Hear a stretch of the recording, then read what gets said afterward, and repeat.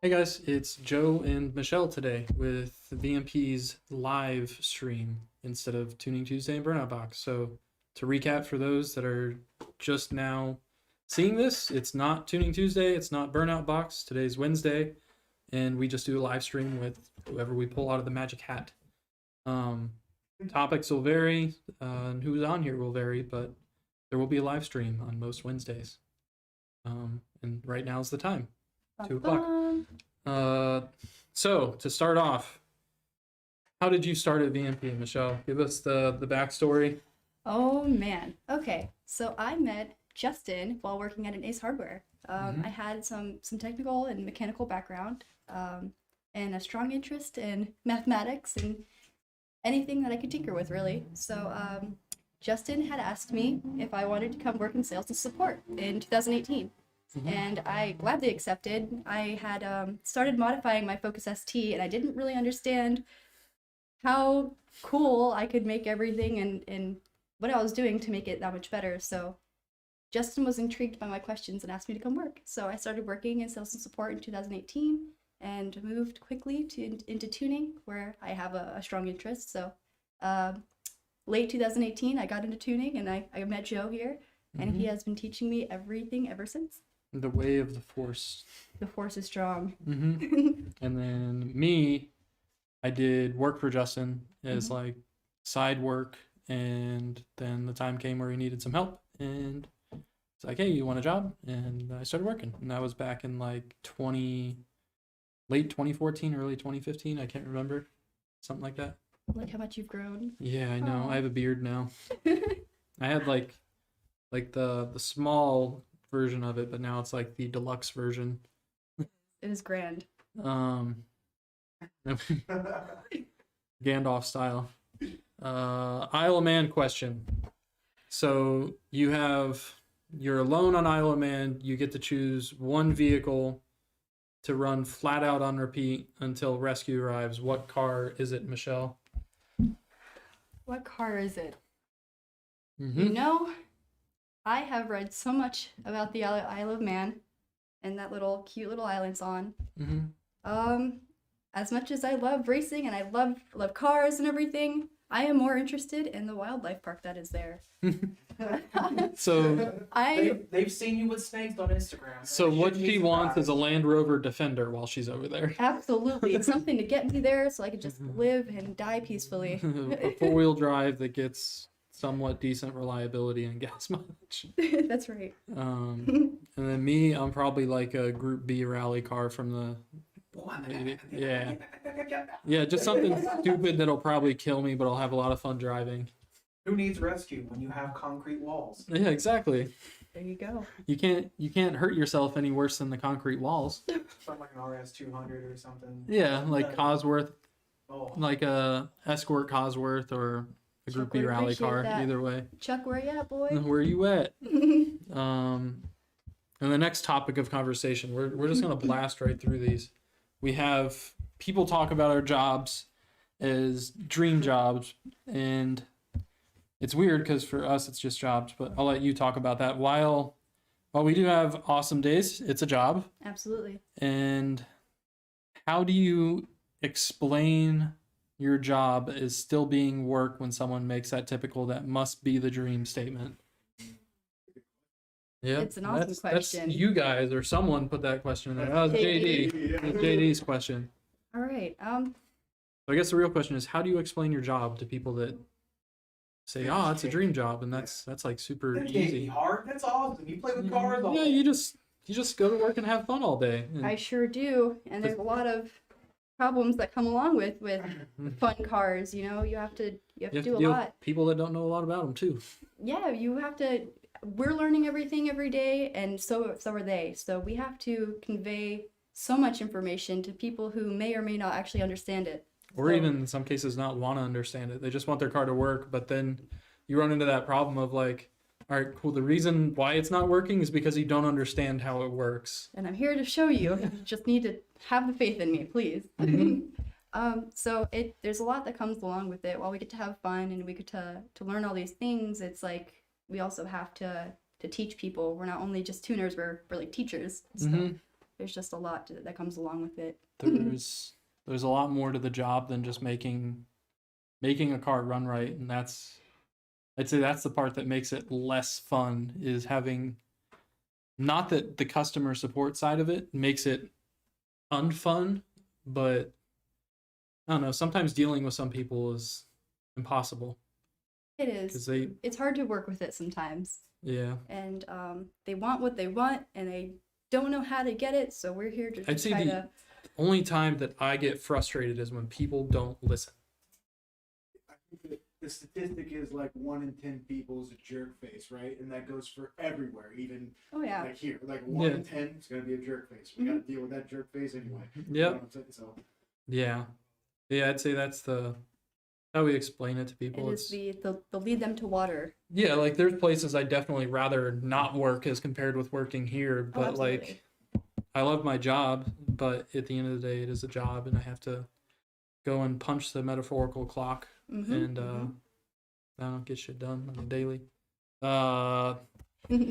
So stuff changes a lot. Back in the 90s, having a 500 wheel car was like you were king daddy on the street, and now you ain't making 1,000 and people aren't even impressed. So the question then becomes, what is our thoughts on how this all happened and how it happened, what seemingly happens. So how do I word this? What do we think caused this all to seemingly happen so quickly? It's like, Like it's I'd almost, say in the past 12 years. feels like a blank, and all of a sudden, like it went from like my head's cam and intake Fox body was a bad son of a gun, and now like if I'm not Lambo, you know, mile car, I'm nothing. You know what happened? Yep. We've learned a lot. We've learned a lot in that time, I think. I remember when I came here thinking my little Focus ST making almost 230 wheel was like, wow, this Wow, is I got fast. This is fun. fast. I love this car. Mm-hmm. And I got tainted a little bit coming here and making 700 plus wheel out of almost everything we do. So You're jaded now. jaded, that's for sure. I don't know if tainted was the right word. Taint. I guess. Tid. Yeah. So, I don't really know why the expectations have changed so much. I feel like the internet has a lot to do with that. True I love you, facts. internet. You supply us with a lot, but I feel like it also jades people sometimes. They see all these people with these 1,000 horsepower graphs, and they're like, I want that, but they don't actually understand what comes along with that. Mm-hmm. And Or how much it costs to do to that. do that, yeah, Mhm. and how hard it can be. It might not be easy reaching that power number. Mm-hmm. And we're just trying to help you make it there. So Yeah. I don't know where the expectations have came from though. That's So I'd say that like in the grand scheme of 500 wheel cars being badass to 1,000 wheel cars being badass, you're still relatively new to that side of the game. yeah. You're just like a little baby duck in a swimming pool right now. The littlest duck. But back in my day, and my day is not even that much further ahead of yours, but I don't know, back when I got my first Cobra in 2008, like having a 600 wheel Cobra was like king daddy of the street, 600 wheel Cobra, and that's still a very respectable car. Absolutely. But like the 1,000 wheel cars have become a norm. I'd say mostly because the fact that stock bottom ends will actually live at that level, because back in the days when 600 wheel was like king daddy, that was when 2 valves are still out, and like 450 wheel they're done. Like don't step on that cord. Or like when is it tight? Yeah, it's tight. Good. And All right, we're good. phone warning. Yeah, exactly. Okay. Blast. So I'd say that the evolution of the engines being able to support more power to begin with helps support that whole push to 800 to 1,000, because that's where like Gen 4 LS stuff starts blowing up and where Gen 2 Coyote starts blowing up. And I'd say that that's helped, but I'd also say that the advent of E85 has helped a lot, because that fuel being available at the pumps made it to where you didn't have to run race gas that you can only get from 2 local shops and And pay, $12 a yeah, gallon. for $12 a gallon. You can go and get a $2 a gallon fuel that allows you to make 800 to 1,000 wheel. and you can go get it at a few different stations depending on your area. So I think the E85 and technology surrounding like usable injectors that actually perform decent, and then the evolution of supercharger technology and turbos have gotten better. It's just like everything kept getting better, and we're finally in this world where stock bottom ends can somewhat handle 800 to 1,000, to where you don't have to put 10 grand into a motor to get it to handle that. And then you got Coyote, how you don't even need cams to make 800 to 1,000, depending on the setup. But yeah, I think that all kind of happened over a decade, and it all happened while we were all out at work at our day jobs, not really paying attention to what's happening as intensely as we were when we were like in high school or just in the beginning of college, where we all lived on forums, and every night we'd be going to check on Jim's build and see how he's doing and see if he got his car on the dyno yet to make numbers. And then we all got busy with our lives, and now all of a sudden stock Coyotes make all this power, and we're like, wow, it happened so fast. And it's like, well, really, that was like over the course of 10 years. You just weren't paying attention like you used to. And that's I don't know, that's my theory on it anyways. Makes sense. I mean, I had a heads cam and intake GT40 headed Fox body up until 2019, and that was a fun car for me. And then I started working here. Yeah. Yep. Like, damn it! I feel like everyone in that building runs into that same problem where I agree. we got around the cars that are like this, and we're like, wow, everything else is so slow. I'm not even a car guy. And like, when I go out in the world and people tell me what they're, I'm like, they're not that. It's hard. Around, like, I see Brand's car every day. You know? Like, it's like, what's going on? Yeah, we're jaded. We're all jaded. Yeah. Absolutely. And then I think we're going to bounce over to questions real quick, because we got a couple more topics to hit, but I don't want these people to get too bored with just us chit-chatting. Understandably. Mike Snook. Who are we getting today? You get Michelle and Joe today.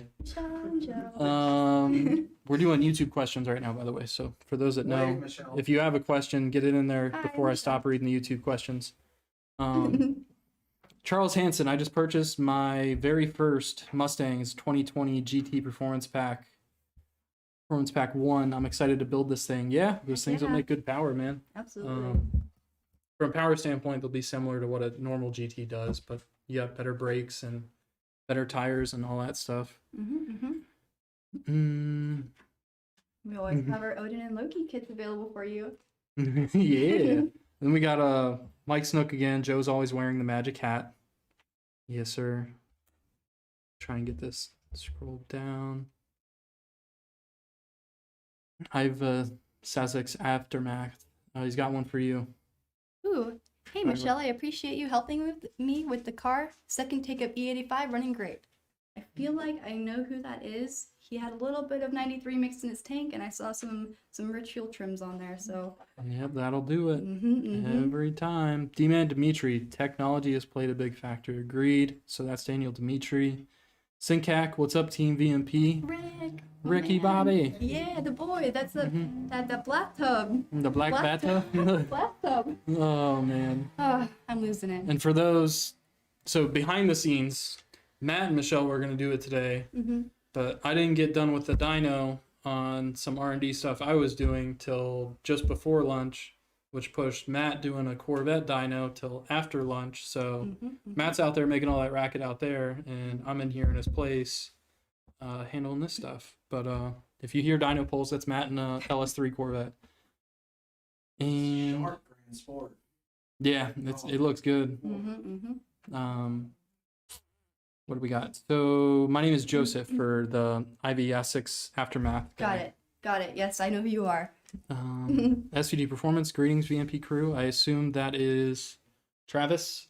If it is, hi Travis. And Hi, Travis. Nope, different Travis. different Travis. Yeah. SVT Performance Travis. Derek M. If I went from a 255/40/19 to a 305/35/20 wheel and tire setup, would I need to revise my tune? I don't have any issues, but when I purchased my Gen 3 for my 16, I remember it asking for tire size. So on a 16, or we'll call it 15 to 20 GT, the vehicle speed's measured at wheel speed. So if you change tire size it will change your speedometer, but it won't really affect the trans tuning side because that's OSS based, not VSS based. So if you want your speedometer to be accurate, you have to change tire size. But from an ECU tune standpoint, we don't have to change anything for that, because that's actually on the body control module, not on the PCM. Victor, hey Joe and Michelle, hope you're having a good day. What experience do you have with the L&M intake cams, and how much crank horsepower do they add? Thanks.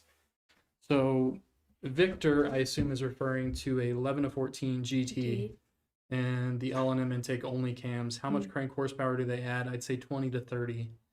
On blower cars on the right setup, maybe that full 20 to 30 at the wheels, but I don't know your setup, so I can't really quote. It's not, based on what I've personally experienced, it's not a tremendous gain. If I was going to do cams, I'd probably do a set of comp stage 2 or stage 3 cams instead, but that's it ultimately depends on what your goal is with the car. If adding 20 horsepower sounds like the right fit for you, then I'd say do them. If not, then I probably wouldn't worry about it. You want this one? Let's see, which one is it? This one. 09 GT500. I just bought a Trinity new in the box. Can I make 625 to 650 real wheel horsepower with just injectors? So if he has an 09 GT500, he comes with 47s already.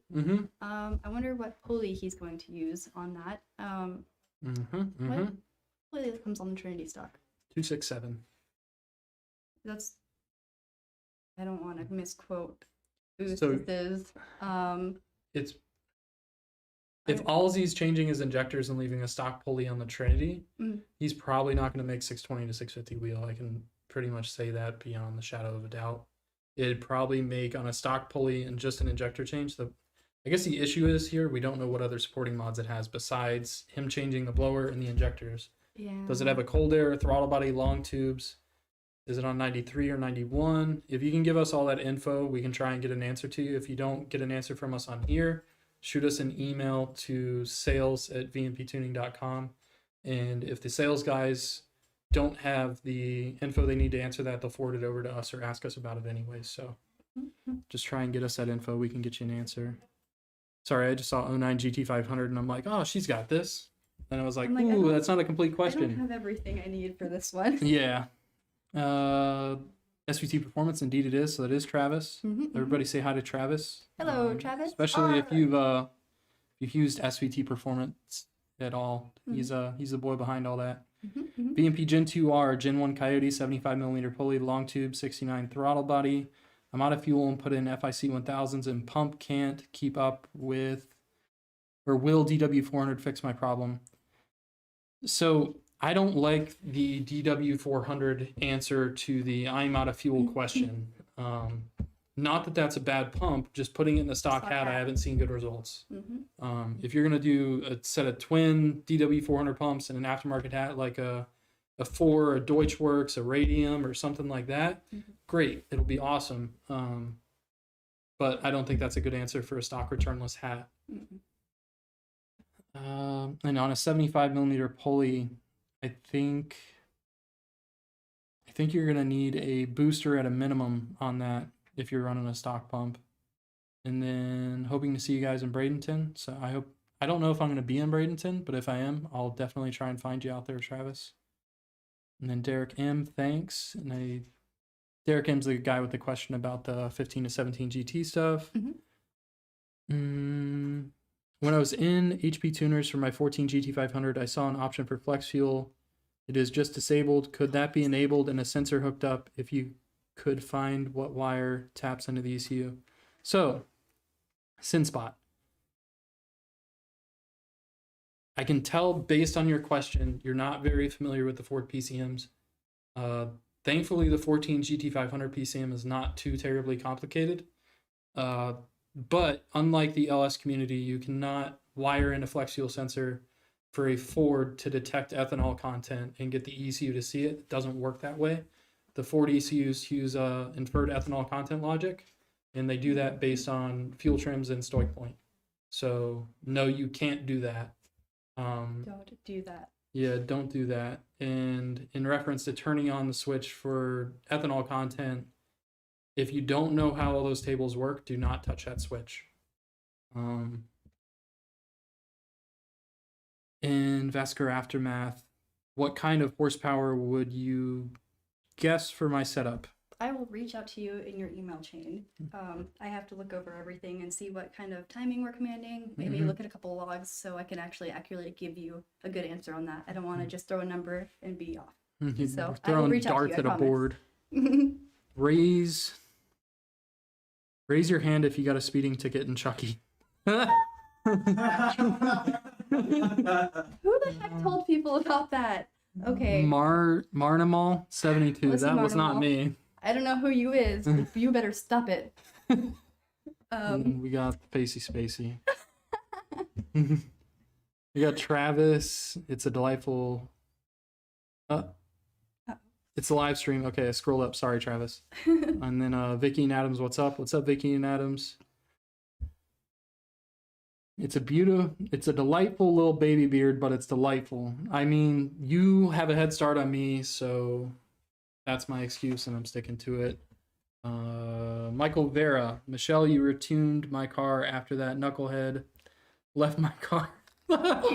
God damn it. Hey, he is a Killing great me, guy. Michael. He's very smart. Listen, we all have issues sometimes. Yeah, shouldn't say that. Stuff happens, and I'm just glad we got the car fixed. Yeah, And then, absolutely. how can I keep you on my tune instead of switching around to different people? So when you get a tune update, just put in the notes that you're requesting that a certain person do it. And as long as time allows, that certain person will do it. Yeah, and even if I'm not available, obviously everyone here is very capable of helping you, so we're good. Yeah, we don't really have that We're pod good. nugget. They're treating our tuners like barbers. Yeah. Michelle, Yeah. no, I don't want her. I want Only my. this one can do my fade. Can I get another Mm. fan, please? We got Jeff Barrett. Have to give props to Michelle. She helped me with my Terminator and my Blue 19 GT convertible A10 car. Yay!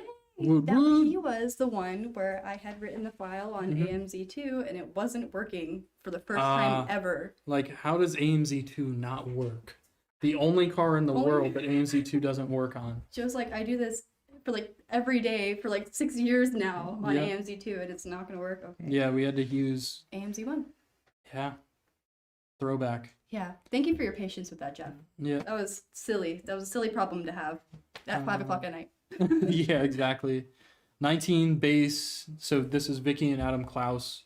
19 base, 300A tune versus PP1 tune. What's the difference? And then how would you tune with no toggle switches? So I guess he's talking about the drag mode switches. So then we just make it to where like the stuff is in the normal drive mode. There's nothing too crazy going on there. And then 300A tune versus PP1 tune. So the Performance Pack 1 tune, if you're talking about a car that was a Performance Pack 1 from Ford, the tunes are the same with a 300A and a Performance Pack 1. So there's no cal differences besides like oil pressure switches and stuff like that. No additional timing in the Performance Pack cars or different cam timing. So the same. Eric Turbish, how is 3100 testing going? I have so many dyno poles in a 3100 testing, and so far the simple answer is if you're not making 26 pounds of boost, don't worry about the 3100 testing. Not for you yet. Yep. Those are big boy pants. Yeah, that's a big blower. Michael Vera, he said to get a rag in my intake to fix it. I'm assuming he was trying to fix what he assumed was math wash. I don't really know what he was going at there, but it sounds like he was trying to say that there could have been a math wash issue, and that would be a good remedy to keep the airflow kind of straightened over the sensor rather than all turbulated. I don't know if that's a word, but Turbulated. Yeah, you don't there's want the like turbulence across the map, and I think that's where he was going with that. yeah, there's situations where it's kind of hard to determine chicken or the egg in the sense that is it something in the tune that's causing the problem, or is it something when you're going down the road that's causing a problem, such as like an aftermarket grill causing math wash across a cold air intake. You just kind of gotta take some of that experience and take some of that good hypothetical guessing and meet somewhere in the middle as to what's actually causing it, because when you get MAF wash, it causes the throttle body and the MAF Everything to calculation surge. to surge around everywhere. But if your throttle is surging, it also moves the MAF around. So it's Like, which one did it first? yeah, which one caused it to start doing it, that you kind of get in a cycle of like, well, this MAF injector and throttle body data doesn't normally surge. Mm-hmm. So it's usually an aftermarket grill situation. That may have been one of those situations where it ended up being the other way around and that there was something else we had to fix. And Mike Vera says either way you fix it, first try. I'm glad I could. Yep. Thank you. Thank you for Yeah. your patience while we figured it out. So. All right, so we got YouTube, or previously YouTube up to date and Facebook up to date. We're gonna hit these last 3 topics and then bounce back over. Okay. You want this one? What's your favorite thing about working in the performance industry? Mm-hmm. We have met tons of cool people, worked with like tons of cool builds. This industry just teaches me a lot. You don't even have to truly. I don't know how I'm trying to say it. I've just learned so much that even isn't even car related, not engine related. You just learn just basic mechanics. I enjoy learning. So my favorite thing about the industry is just the learning curve that comes along with it, and everything is changing every day. So the learning curve is just exponential forever and ever and ever. Yeah, like the amount of new stuff coming out makes it to where you can never really know everything at all points in time. You Which may I know it appreciate. like maybe up to date from like a year ago, Mm-hmm. but if you're not in it constantly learning, you won't be updated on this year. Just in like their kind of coyote part of the world. Yeah. You got to stay in it every day to be up to date. People all the time are like, teach me how to tune. And I'm like, It's not how this you works. can't just learn for a week and then expect to know how to do it forever. Yeah, changes especially over on time. more than one application. Like you may be able to learn your way around one application doing it like a couple times a year, Mm-hmm. but you're only ever going to be good at that application. You might be able to apply that knowledge to eventually figure out the other ones, but you won't know how to do every combination if you're not in it every day. Like when we started getting the 18 to 20 cars in, Mhm. I was like, oh, I'm sure I could figure these out pretty easily. And then I saw how much you didn't necessarily struggle, but you just had to learn so much. And I was Mhm. like, wow. Like I thought I would have this stuff in the bag by now, but 18 to 20 introduced a lot of different A lot of new stuff. new stuff. So And a lot of old stuff applied a different way or mm-hmm. applied more complicated. Mm-hmm. Kind of all of it. And then for me, what's my favorite thing about working in the performance industry? The fact that I am not in general repair. It's the most exciting thing. The about shop the can say performance that industry. too. Preach. Absolutely. How you like that flat rate though? Yeah, exactly. Or the people that cry when they need a new air filter and say that you're lying to them and that they just had that filter replaced 2 years ago, and it's like, yeah, it's probably time for a new one now. My favorite instance was I put a fuel pump in a truck. Right? Mm-hmm. Put a fuel pump in the truck. A week later, he comes back and his driver's side window wouldn't go up and down anymore. The ever since people. Yeah. So we would deal with that to a significantly lesser degree than the repair industry Mhm. does, but I don't know. I'd say that that's definitely my favorite part, is that we're dealing with people that this is their expendable income, Mhm. Yeah. not Fun their. Yeah, it's their fun money. It's not the, oh, you mean I got to put 4 tires on my Dodge Grand Caravan? Yeah, it's got cord showing. It's kind of dangerous. Like, you need to do that. Instead, we're in the, hey, your supercharger belt's got 15,000 miles. I'd probably just throw a new one on there to make sure you don't get belt slip in your next race. Yeah, that definitely. I need to do that. Let me It's buy a lot 5 easier of them. conversation. A whole lot Yeah. easier. It's a fun conversation most of the time. Yeah, Yeah, they're exactly. excited about breaking belts. Not breaking belts. I shouldn't say that, but it's more fun breaking a belt than it is to. It's more Tough fun time. breaking it on your race car than it is on your daily when you're trying That's to a get to better way South to put it. Carolina. Absolutely. Yeah. Side track's a whole lot better than the side of the highway. Yeah, exactly. I like And that one. then, what's your hobby outside of work? My hobbies are really contradicting. I Mhm. love racing and going fast and making fast cars. Mhm. But the contradicting part is that I also love nature and I love the environment. Mhm. And yeah, so I have my little ST that I bomb around in, and I make a tons of noise. And yeah, they also it takes me to all the different state parks and things like that I like to go to. So I like hiking and photography, anything nature related. And then other than that, I like to skateboard. So you can Mhm. find me at a state park or a skate park. And if the two are in the same place, you're in your ultimate happy place, That a skate is park in a Nirvana. forest. Yes. Give me a mini ramp in a nice forest surrounded by animals. I am sending it forever. So you say that you brap on your way to hug trees. I do. Mhm. Yep. Yes. Yep. The That's accurate. Bratmobile takes me to my Mm. sanctuary.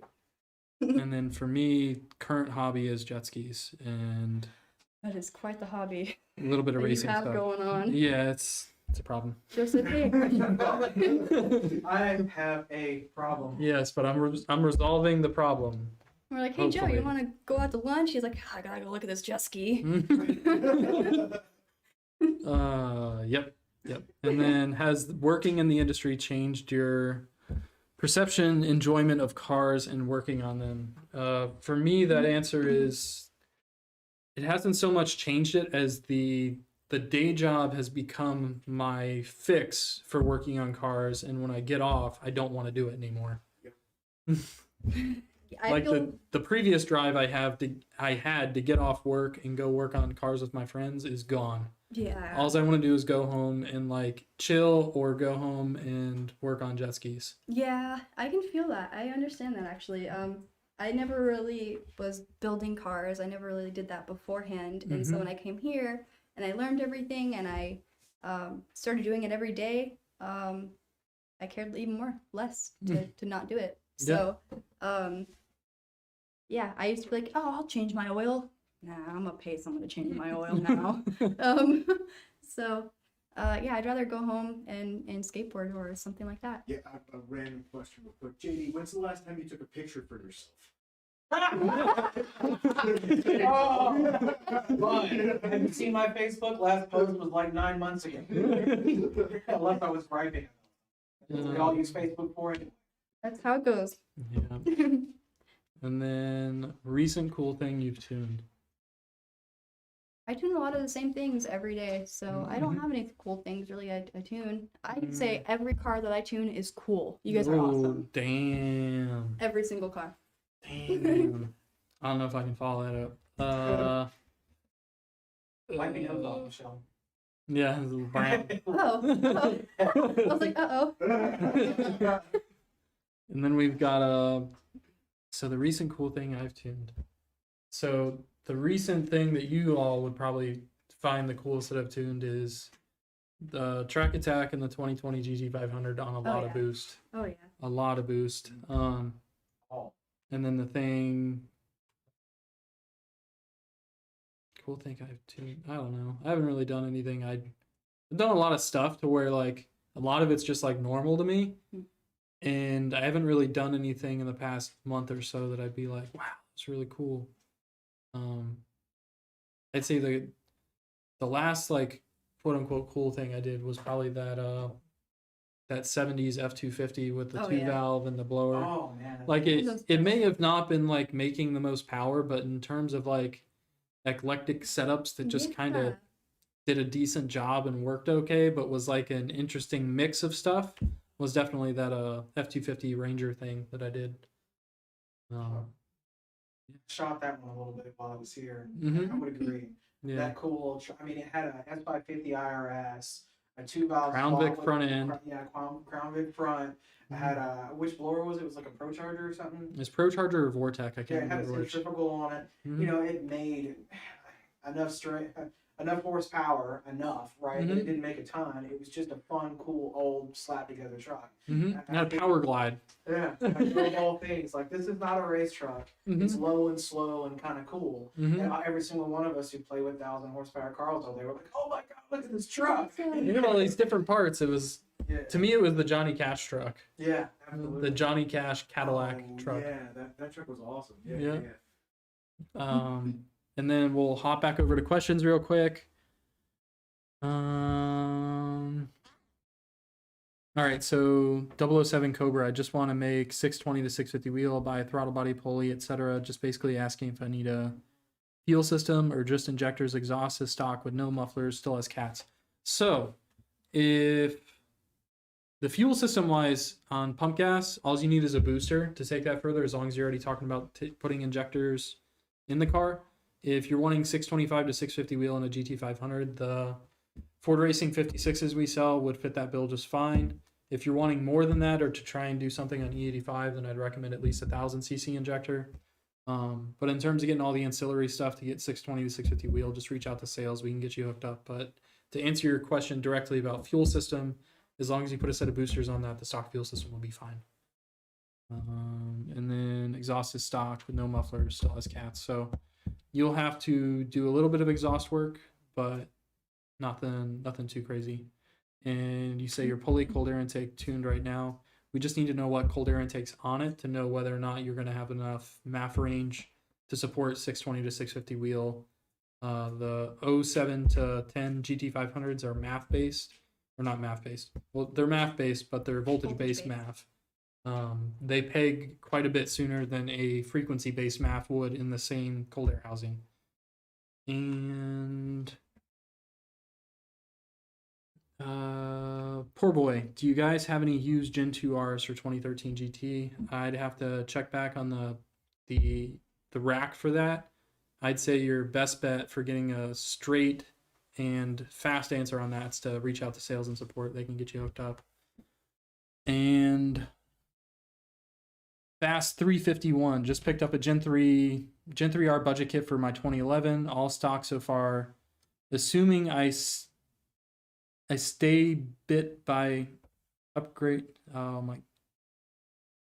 Assuming Upgrade-itis. Yeah. Upgrade-itis. It's talking about assuming that I stay and doing one little thing at a time, Mhm. you know, piece Okay. and upgrade the car. Okay. Where would we start next? So 2011 with a Gen 3R budget kit. Open up exhaust, long tubes, X-pipe, or intake, 69, throttle body, cold air. So if you're putting a Gen 3R budget kit on, the next thing I would upgrade would be the throttle body. I wouldn't mess with exhaust just yet, but ultimately it depends on what your goal is. I'd say the exhaust would be the next step after doing the throttle body, cold air side. And yeah, that's what I do. Mm-hmm. He also says, where do I get into trouble with the 56-pound injectors running 93 octane? I'd say the only time you get in trouble is when you're trying to run too much boost for 93, because the 56s, in terms of what you can go to on pump gas, 56s will take you all the way there. Mm-hmm. But if you want to get aggressive with stuff, is where you're going to have to come out of the 93 range and come out of the 56 pound injector range and go into 1,000 and go into like 100 octane or E85. Mm-hmm. Probably need to add booster to it as well. Yeah. Have a booster. So if the budget kit doesn't have a booster, then yeah, you'll need to add one at some point. But in terms of the 56s will be good as long as you're still on 93 as long as you're not trying to do stupid stuff on 93, essentially. That one guy, any idea if the Odin blower can fit under a strut tower brace? So I don't know if it can. I guess it ultimately depends on what car you're talking about. 11 to 14 GT. It may fit under a GT500 strut tower brace, but I haven't tested that to know for sure. And then S550, I believe it was an appearance on the sides when it ducks back. okay. Because all Yeah, those I'm not sure. all the PP1 and PP2 cars have that flat bar that's a Mhm. gradual radius, Mm-hmm. and it doesn't have a blocky section. And the only chance you have to clear is if it has the corners. Oh, you're saying on S550? I'm Or saying on S197. S550 that bar doesn't clear. Oh, yeah, absolutely. I was talking about S197, but the S550, there is no strut tower brace that comes from the factory for a blower application. Yeah. So, like, the one that's for the stock intake manifold won't fit. Yeah. But in terms of your options there, I'm not sure what's available for that. There's not really a strong need to run a strut tower brace on these cars. It's not like a 66 Mustang where you pick up the front end of the car and, like, let's say you jack it up at left front and you have the front end up a foot in the air and the back left tire is still on the ground. Like, you go to pick up an S550, you pick up the whole side of the car, once you get the front end like 6 inches off the ground. Then Yeah. he was talking about an S550, he said. Okay. Yeah, the chassis is so much better with an S550 that I wouldn't worry about a strut tower brace, dude. But if you are worried about it, I don't know which one would fit. And then Ivesea Aftermath. How can I get into tuning? I'm a pretty good mechanic. Start tuning. If you want instructions on how to start tuning, it really depends on what platform you're looking at starting with. The LS stuff, I know there's a bunch of people that'll teach you how to do LS stuff. Coyote stuff, your options become very limited very quickly. I think Tuning School has a LS class. Greg Banish does a LS class, or not LS class. He does a LS and a Coyote class. And then I don't know if HP Academy does a Coyote class. I haven't seen anything from them No. on Coyotes at all. No, SCT, you could pick up the Tuning Cookbook, I think it's called, Yeah, I was about to bring that or up. Coyote Cookbook. You could do that. But if we're talking about like 18 to 20 stuff, I don't think there's a resource out there you can use to do 18 to 20 stuff. It's a lot. You just kind of got to do it and know what you're doing. I just realized it's supposed to say Massacre. Massacre Aftermath. Oh, okay. You see it? He's Oh, the yeah. I and the V in the I. Yeah. So Massacre must have already been taken, so he got creative with it. Yep, I like it. I like it. And then J Card, shout out to Michelle. Super happy with the tune. Ta-da, Michelle. I'm glad you're happy. And 007 Cobra, thank you. That one guy's 550, so that's the guy who was asking about Strut Tower Brace. We'll hop back over to Facebook and then we'll finish this up. All right, kids, what do we got here? Austin Brooks, Heidi Ho. Heidi Ho. Austin Brooks. And then Mitchell Heidi Page. Ho. Hey, Joe. Good to see you both. Checking out the stream. So, summary. For those that don't already know or haven't already seen, this isn't Tuning Tuesday. This isn't Burnout Box. This is VMP's Wednesday live stream. This is the last time I'll tell you guys that. We're not doing either of those. This is the stream. Who is on the show varies every week. May not vary every week. It's just kind of who we pick to be on the show. And then, topics vary. We're here to answer questions for some of this, and the other part of it, we're just here to kind of talk to you guys. And yeah, is there anything else we need to cover, kids? That's about it. Do you have a question today, Brian? Is there a Brian question for the group? You're on the spot now. I know. Oh, give me a second. What have you tried to make a video of recently that you've found you've needed help with? Guys, I wish I would have thought about this when the show started. I'm sorry, I forgot. It's okay. It's okay, Brian. For a week. The anxiety goat is here for you whenever you need it. Smash it. I got nothing. He's got So, nothing. tidbit of information. 18 to 20 car. If you're on pump gas, you want a low-key kit. If you're on race gas, you want an Odin kit. Odin. If you're on E85, you want an Odin kit. If you have a 1517 GT and you just want to run 10 pounds on a 93 octane, Loki kit's great. Odin kit's great. The 11 to 14 guys, Odin or Loki, both work fine. The 18 to 20s, since they're 12 to 1, are just really sensitive to the amount of boost you're running. When you run an Odin, it's hard to dial it back to where boost is low enough to where it stays in DI and to where it likes timing. Not to say that you can't do it. We have plenty of people that do it. But you don't need Odin to meet pump gas goals and power. Loki will meet pump gas goals and power. And to the same end, it'll do the same thing on 11 to 14 and 15 to 17. I just don't know if we have cold airs for 11 to 14 with Loki. I'd have to check on that. But yeah, we're doing 3100 testing. Do it. Go ahead. My bad. We got somebody with a long tube, like a question on YouTube about people asking why they need to tune with long tubes. Because we said so. We get people who ask a lot why they need to get a tune when installing long tube headers on 11 to current Mustangs. Thanks again supporting Anderson Ford Motorsport. Oh, I like them. That's Donnie Yeah. Braun. Yeah, Aha. Donnie B. So, You want to hit it or you want me to hit it? you can correct me when, Okay. if and when I'm wrong. Okay, so The main thing that we look for when we're asking if you're going to be going to long tubes and we're wanting you to get a tune for it is whether it's going to be a catless or catted. Obviously, it's going to be like X pipe or headers depending on your application. But if it's catless or a catted, we obviously want to write the file for if you have cats in the car or not. We obviously won't do anything with the emissions part of that, but it's important for us to turn off cat protection if you're not going to have cats in the car. The enrichment can kind of, I shouldn't say it would deter you from making power. It'll make it more consistent if cat over temp enrichment is not there because there aren't cats there, so there's nothing you actually need to cool. And one could argue that if you do remove cats, you are reducing the tailpipe emissions at wide open throttle by shutting off cat protection. Okay, yep. So it's better for the environment. For environment. Yeah.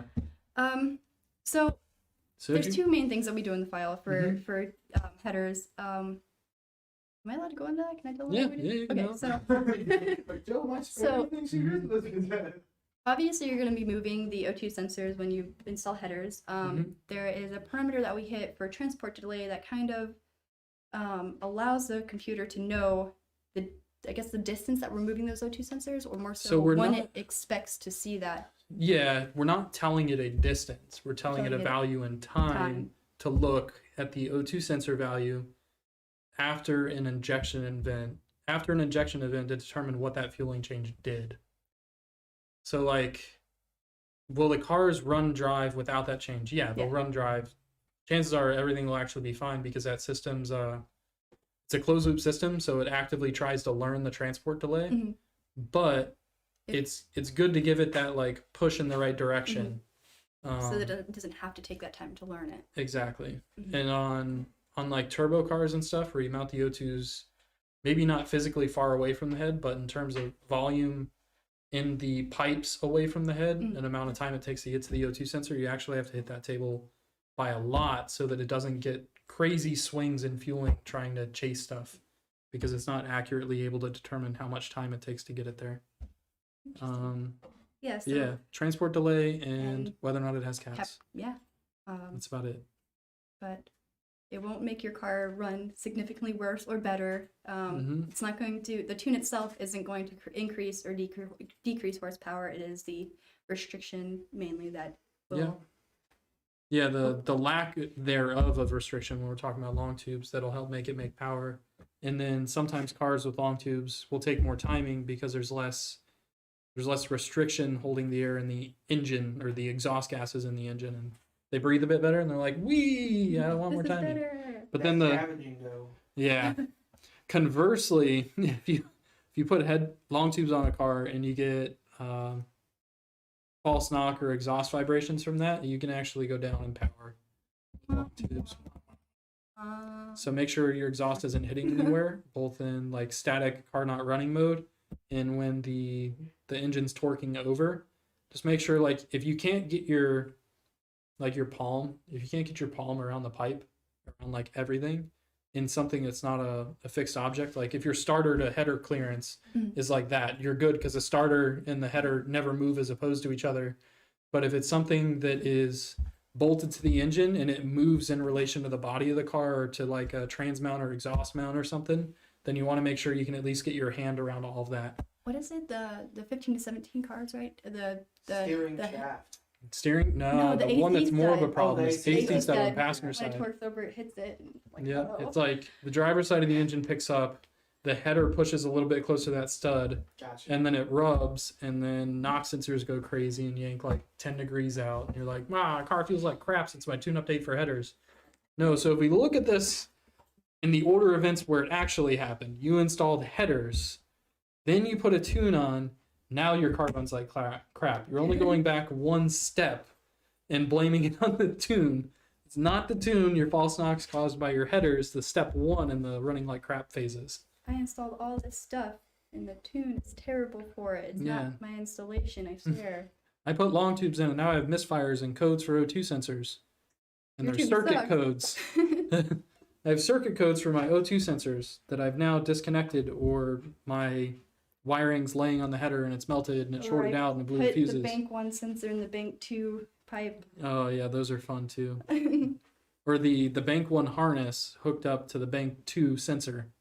you go. That's where you get real screwed Doing up. the flippy flop. Yeah, The don't do the flippy. flippy floppy. But yeah, we'll be here next Wednesday most likely. It may not be Michelle and myself, maybe someone else in the building. It's just kind of whoever we plan on grabbing the day of. And yeah, we'll see you guys next week. Thanks for coming.